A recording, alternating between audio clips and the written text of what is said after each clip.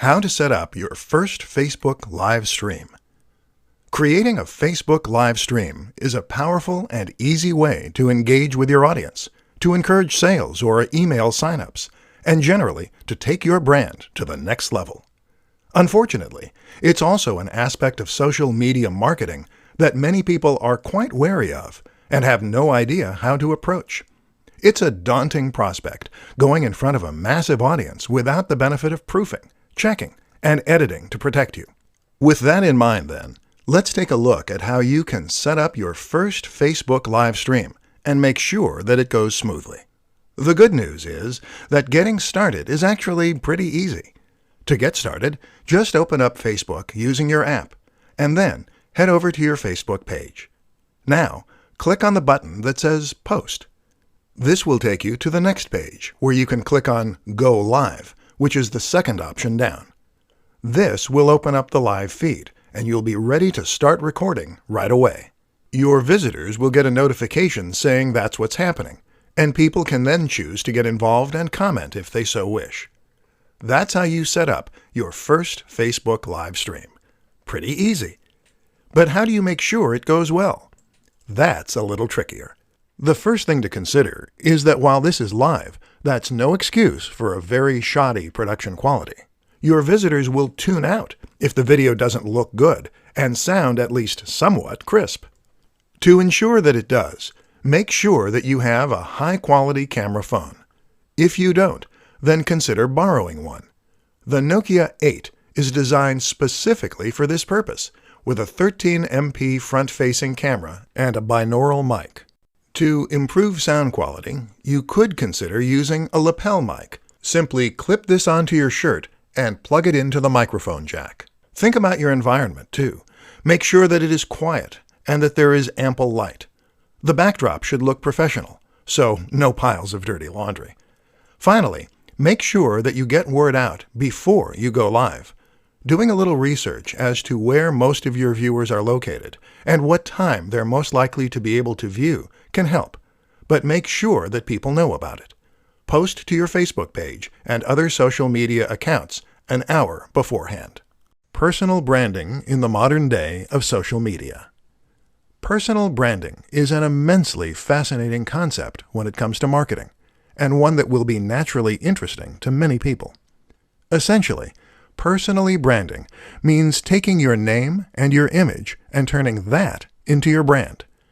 This is a way for people to potentially achieve a minor form of celebrity online, hence the mass appeal, while also presenting an opportunity for businesses to reach a much larger audience in a far more personal and impactful way. In this presentation, we're going to look at what personal branding is, why it's exciting, and how you can make the most of it. Personal brands explained. The best way to explain a personal brand is to suggest a few examples you can learn from. Take Tim Ferriss, for instance. Tim Ferriss is a prominent creator, an author, a podcaster, and someone who has a massive online following. Part of Tim's success comes down to his branding. Notice how you know his name rather than a company. The same goes for someone like Tony Robbins, or perhaps Pat Flynn. These are people whose names come first. Elliot Hulse or the Hodge twins are similar examples, as are many more YouTube personalities. If you choose to create a personal brand, then the name of your social media account is your name. The things you post are clips from your life, and the business name takes a back seat. Why it works. There are many reasons that personal branding works well, and particularly when combined with social media. For starters, a personal brand makes your website and business feel much more personal, and it makes people feel as though they know you and can relate to you. That means they'll feel as though they can trust you, and in turn, that means they'll be willing to buy from you.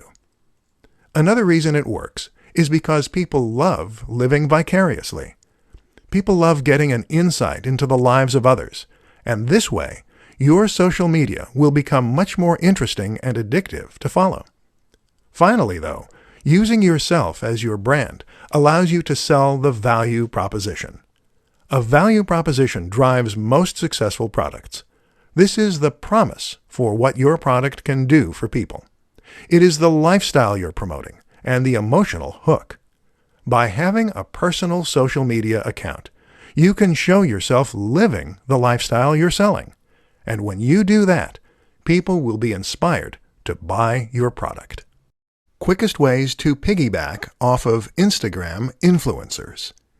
In this presentation, we're going to be looking at one of the most powerful strategies that any business or brand can use to promote itself, leveraging the power of influencers. An influencer is someone who has already amassed a large number of followers and trust on social media. They might regularly post to YouTube, Instagram, or somewhere else, and either way, they will now control the hearts and minds of thousands or even millions of followers. The good news is that these people are individuals, and many are just hobbyists. That means that they will often be excited at the prospect of working with a big brand. That's you. And especially if there is financial incentive involved. This is a win-win situation then. So how do you go about getting the most from the method? Choose wisely. The first tip is to ensure that you choose your influencers wisely. Don't necessarily go for the biggest person in the niche first, as they will get hundreds of offers a month, and you may not be able to compete. Instead, choose an influencer who is currently on the way up. They'll enjoy the boost they get from you, and you'll get to grow with them. Send review products. One of the quickest, easiest, and cheapest ways to get promotion from an influencer is to send them a product review on their channel. Just send them your product early to give them the exclusive, or to make it an exciting prospect, and often you'll get free coverage. Of course, this doesn't guarantee a positive review, though, so make sure the product is good, the approach is right, and the influencer is fair.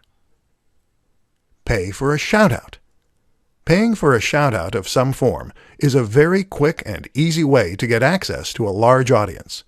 This can be as simple as sponsoring a video and getting a short message at the start. Message them. Easier still, just message the creator and see if they respond. Team up for an ad. A little more involved, but still highly effective, is to team up for an ad. This means you're going to pay to have an ad created and/or put in the time and effort to create one yourself.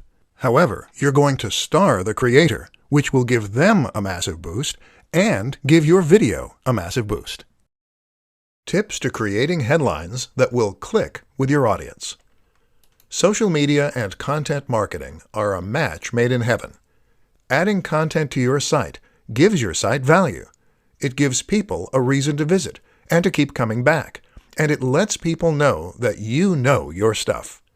This is how a one-time visitor becomes a full-time subscriber and fan. But while content can do a lot of good, it's only effective if it is found. And this is why posting your new articles and blog posts to social media is a great way to generate interest and drive visitors. This is only useful, however, if the people who see those posts actually click on them. In this presentation, we'll take a look at why that doesn't always happen, and at what you can do to ensure that it does next time. As you might have guessed, it all comes down to the title. The place you need to look to for inspiration is clickbait. Clickbait is a term used to describe a certain type of article that has been designed specifically to try and attract as many clicks as possible. Unfortunately, the term tends to be somewhat derogatory, and the reason for this is that in most cases these articles don't deliver on their promise. They promise the world and purposefully sound highly inviting, but then when the user clicks on them, they tend to be disappointed with the results. What we need to learn as creators is how to use the same practices as clickbait to get attention, while still not misleading our visitors. So what do clickbait titles do to get people to click?